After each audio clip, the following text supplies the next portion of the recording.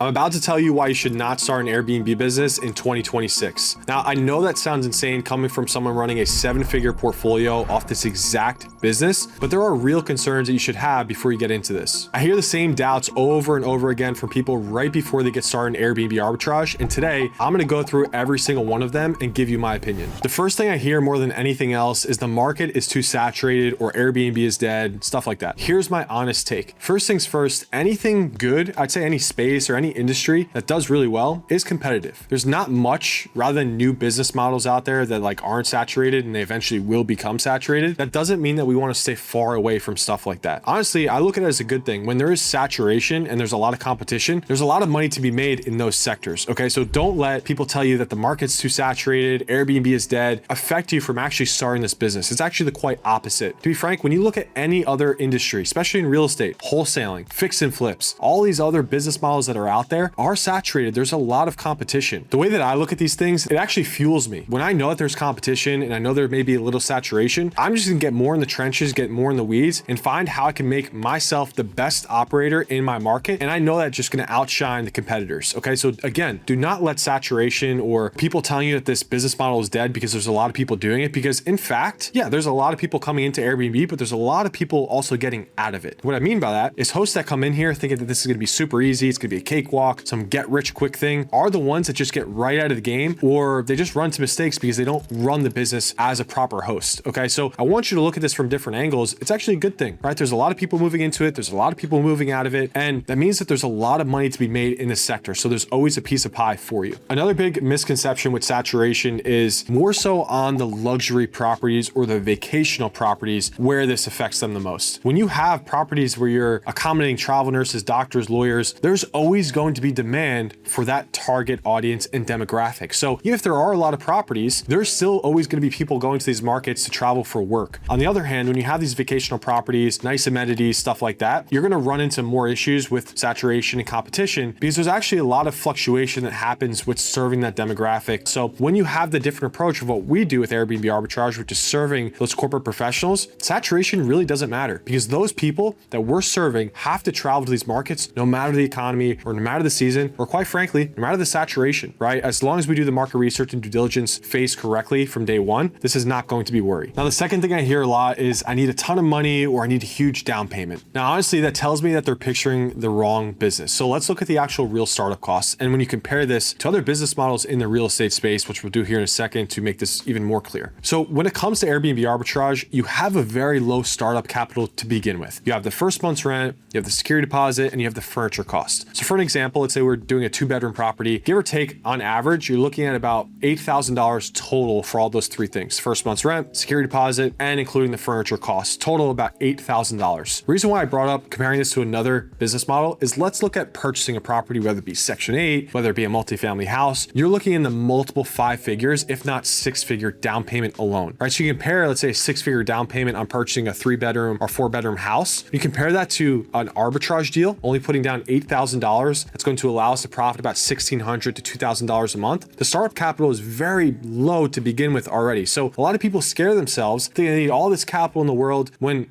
ideally, it's the quite opposite. You don't need a ton of money. Like I said, that's average for properties to get up and going. And when you compare that to other startup costs in real estate, it's actually a vast difference and it's a lot less. When you break down the ROI on these properties, let's say, for example, we use the example we just talked about, right? 2-bedroom property, total startup costs $8,000. Your break-even rate is about 4 months on that property, meaning we're going to ROI, we're going to make back our entire investment in about 4 months. That's given the profit ranges that we're going for, right? $800 to $1,000 per bedroom door. If it's a 2-bedroom property, on average, we're going to make about $1,600 to $2,000 a month from that one property. For investing total $8,000, we're going to make that back on average in about 4 months. Now, just to tie all this stuff in, that is the power of this business model, Airbnb arbitrage, right? It has low startup capital and it also has a high scalability rate. So once you get your first property, yes, it's going to feel like it's moving a bit slow. Once you add on that second property, let's say 4 or 5 months in, you're going to start increasing your cash flow. Now you have 2 assets bringing in money. It's going to allow you to scale much faster, and that money is going to compound. So when you just look at one property and let's say you're going to make $1,000 from this one property, yeah, it's not life-changing money, but if you turn that into 4 properties, properties bring in $4,000 a month, that's when things start to get interesting. So we really want to leverage and point out the biggest drivers of this business model, and that's low startup capital and a high scalability rate. So don't let fear creep in thinking that you need a ton of money to actually get this business started. It's actually the quite opposite when you build it correctly from the start. You need furniture, first month's rent, and the security deposit. That's it. What I recommend most people do before they start is calculate their numbers first. There's a free calculator in the description that you can use to run your own. Then there's credit. My credit isn't good enough, and people think that that shuts the door completely. And I think that's just wrong. Now, credit is different for most people. Situations are different, but the point I want to get across to you guys is you don't need a perfect credit score to get into this. Okay, you don't need an 800 credit score to qualify for the best loan to buy a property. We don't need that. We just want to have above a 700 personal credit score, because that is going to allow us to apply and get approved for our first 0% business credit card. As long as you don't have any delinquent payments or bankruptcy on your personal credit report, you'll be fine. So when you compare it to actually buying a property, you don't need a 750 or even 800 to qualify for a really good loan. Just basic. Above a 700, you should be totally fine. And that's exactly what we help all of our clients with and all my students, is just getting their foot in the door with that first 0% interest credit card. Because once they start putting expenses on that card, not only are they building their business and growing, but they're actually building business credit with the credit bureau. So when they go around to apply for the second round of funding, they have more of a chance of getting approved for a higher limit. I've worked with people across every credit situation that you can imagine. There's always a way in. A big one I get constantly is I need to do my research first. And here's my honest opinion. I would say I get this one the most frequent because fear is a real thing. And what comes along with fear is being stuck in analysis paralysis. And especially in this business model, a lot of people try to iron out everything that they could think of before actually taking action on the business. And that's what holds a lot of people back. You're never, and take this with a grain of salt, but you're never going to have everything outlined to a T before you actually jump in the trenches and go through mistakes, go through your own pitfalls, and understand how to get over them. So there are going to be things that come up that you've never thought about before you started your business. And once you get to that point, you're just going to figure out how to overcome them and actually handle those objections when they actually come in that point in time. So a lot of people tend to get stuck in this analysis paralysis phase. That's the last thing you want to do. And to be frank, I was stuck in that, right? It's very normal. It's very common. And it comes alongside of fear. So you just need to understand that you are going to face things, you're going to face challenges, and you will overcome them when that point in time does come. And really what this boils down to is not having the confidence and certainty that this is actually going to work. And I say this with the most respect. It's the most valid objection that I get and where people come from. And like I said, it's very normal. The only way of overcoming that and building that consistency and confidence is actually taking action. Do your research, okay? That part is smart, but there's a difference between doing your research and putting it off for later. Usually you already know which one you're doing. I also hear buying a property outright is a safer move over Airbnb arbitrage, and I actually disagree with this opinion. The reason why I disagree with this is because when you compare the startup capital to buy a property compared to getting into arbitrage is vastly different, right? We talked about this prior. When we compare the actual numbers, $8,000 to start up in arbitrage compared to $80,000 or $100,000 down payment for a property that you're going to have a 32-year mortgage on, well, you're kind of tying yourself down for multiple years to come to actually pay that mortgage, right? Compared to $8,000, yeah, it's a good chunk of change, but it's not going to kill you if say it doesn't work out in your favor. And it's not something that you want to continue doing. It's way less risky, right? When you're looking at risk, you need to boil in what is the most amount of capital I have to put into these different business models and compare the difference. What's the best case scenario? What's the worst case scenario, right? When you compare how much you need to buy a property compared to arbitrage, it's way less risky. And that's where a lot of people just tend to overlook. Yes, you're not owning the property. You are signing a lease. You have people coming into the property to stay. That'd be 3, maybe 4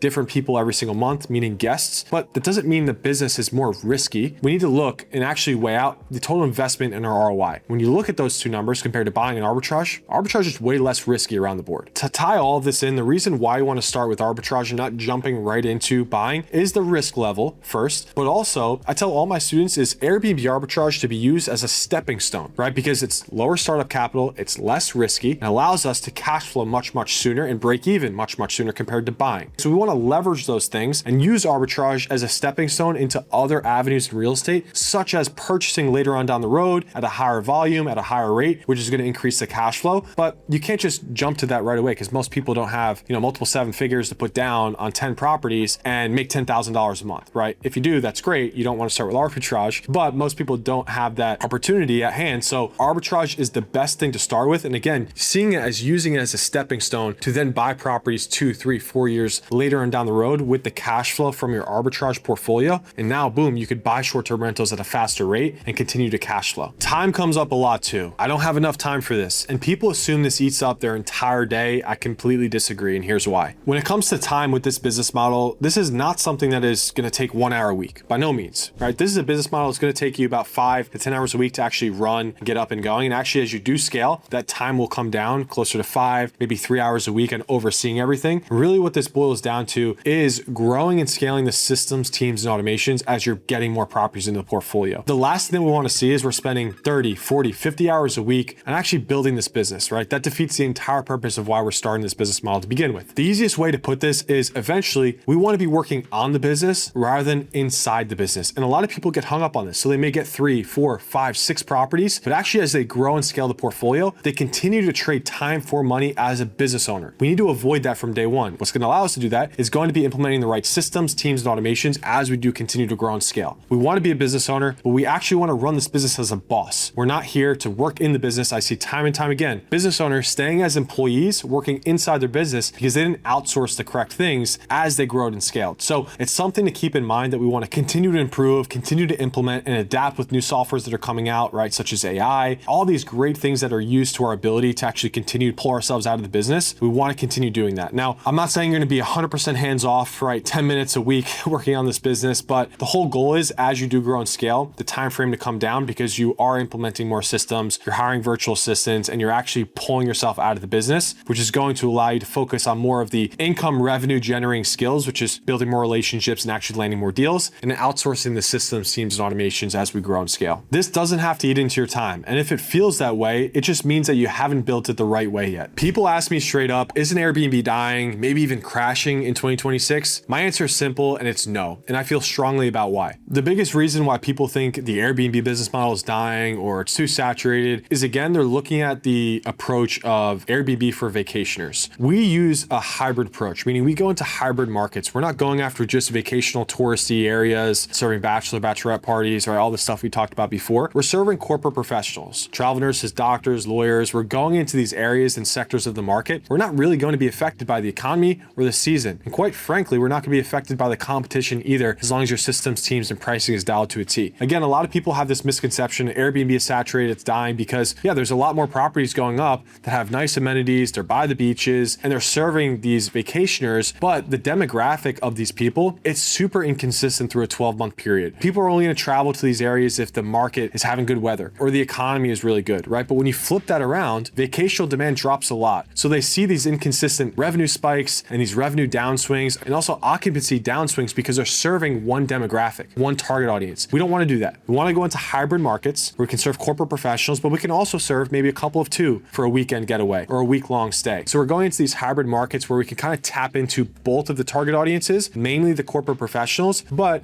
to hit the 100% occupancy rates, we can serve and fill in those gaps in the calendar to serve the couple or a family of 3, right? Staying for the week, visiting their son at college or whatever that looks like. So hybrid markets is what's going to allow us to detour us from this fear of thinking Airbnb is dead and that it's too competitive, all these things. It always boils back to who is the target audience that you're serving. And of course, the supply and demand, making sure that is high as well. A lot of people are only using Airbnb to market their property as well. And quite frankly, that is the biggest risk. We need to diversify. So you want to be on all short-term rental platforms, VRBO, Booking.com, Airbnb, Furnish Finder, have your own direct booking website as well, because it's just going to allow you to diversify. It's going to allow you to tap into multiple different pools, multiple different target audiences, because say if you're only listed on Airbnb, you're only going to be able to serve the people that use Airbnb to travel, right? There's people that only use VRBO or Booking.com, vice versa. So we want to have our property synced up to all these different short-term rental websites. It's going to allow us to increase occupancy rate. It's going to allow us to get more traction. And of course, it's going to increase our marketing odds of getting more bookings. So remember, if your business depends on tourism, booking vacations, sure, that can slow down. Mine does not work that way. Hospitals still need traveling nurses. Companies still need to relocate employees. That demand does not disappear. Here's one I hear a lot from people. This is too risky. You're locked into a lease hoping the income covers it. And I still think that most people are worried about this in the wrong way. Listen, single hand, the most riskiest part of this business is going into the wrong markets and going after the wrong properties. So we need to avoid that from day one. You could do everything else wrong. Pricing, cleaner's fee, simple stuff like that. But you cannot get these 2 things wrong from the start because that is the most riskiest thing. That's exactly why with all my students, I pick their market for them and I land them their first deal, right? Because I could walk them through, this is the criteria that we need. This is why we want to be in this market and give them that confidence and certainty from day one. It seems to help a lot of people. But again, that is the riskiest thing. So avoid that from day one. Go into the good markets, go after the good properties, and that's going to allow you to just put the risk off to the side. It's going to allow us to continue scaling. Now, a lot of this leads back to the market research, right? Of course, pick picking the right markets and picking the right properties, but we want to get more granular on these things. So we want to make sure when we're looking into these markets, we're diving into these areas, what is the total supply of the properties here? So how many 1 bedrooms, how many 2 bedrooms, how many 3 bedrooms? And that's going to give us more of a keen idea in our market research phase that, hey, this is the total supply and here's the demand per bedroom size, right? Because the more granular we get on these numbers, the risk is going to be avoided way more than we can ever expect. It's really built out and the risk is avoided in that due diligence phase, right? And as we get granular with this, like I talked about, it's really diving into that research as far as how many 1 bedrooms, 2 bedrooms, 3 bedrooms, what's the total supply, and how about what's the total demand for these individual property sizes. And when you get granular on that stuff, you're going to have more clear data. You're going to have more of an idea on, okay, this is the direction to go into, this is the direction to stay away from, and fear removes from the picture and the risk goes away as well. Next up, almost everyone tells me some version of, I'm scared, I need a plan B before I jump into this. I actually think being scared here is a good sign. Now, the reason why I'm saying being scared here is usually a good sign is because you've never done this before, right? So typically the mind and the body just gets fearful of things that it hasn't done, right? It means you're uncomfortable, and that's a good sign. That means we're making different decisions, right, to get different results, and we're on pace to actually getting to our goals. Okay, so I want you to look at this from a good thing, being a little bit scared, being a little bit nervous. We just need to get the process going, and that just comes from taking daily action. Taking daily action from someone that actually can tell you day by day, this is what we need to be working on, these are the results that we're going to be getting, and actually building the business in the correct way from the foundation up. For most people, they always resort to always having a plan B before they jump into their plan A. And to be frank, guys, actually avoids a lot of people from actually being 100% committed into their first plan. And the people that are 100% committed into their original plans and their original things that they set for themselves are usually the ones that are successful, right? So it's always good to have a plan B and what you're going to do next. And of course, diversify the risk, but you need to be 100% committed into what you want to do to begin with. And that's going to allow you to get the most results as fast as you'd actually like. And then here's another thing that I hear a lot. Isn't this just another guru scam? And honestly, most of what's out there really deserves that level of skepticism. So to be real with you guys, there are a lot of people out there that are coaching on Airbnb that just sell information. But to be honest with you guys, all the information is for free out there, right? Exactly what you're doing right now. You're learning free knowledge for myself. You use AI, ChatGPT, Claude to find all this stuff out for free. What you do need is implementation. It's not more information. That's where a lot of people tend to get stuck. When I look at one of my students like Jake, he's been through 2 courses and actually worked with 2 other coaches before we started working with him and to where he is today at 13, 14 properties, I believe. The thing is he didn't need more information. He just didn't have the implementational side of things of what I talked about before. So it's about having someone that can walk you through the correct step-by-step of building this business, pave that road for you, and actually just handhold you through the obstacles that you're going to face. So you have these people that just buy all these different courses, get all these different information, which is the complete opposite. You can have less information, more implementation, and actually get the results that you need compared to it being the other way around. If you guys want to go ahead and actually learn more about the implementational side of things, go ahead and look at the description and go ahead and book a call with our team. All right, now that you understand the 10 reasons why people shouldn't get started in Airbnb, I want you to go ahead and watch this next video. It's the 4-step framework that I use to scale a successful Airbnb business. And it's going to walk you through the exact steps that you could take in 16 minutes and become dangerously good at Airbnb.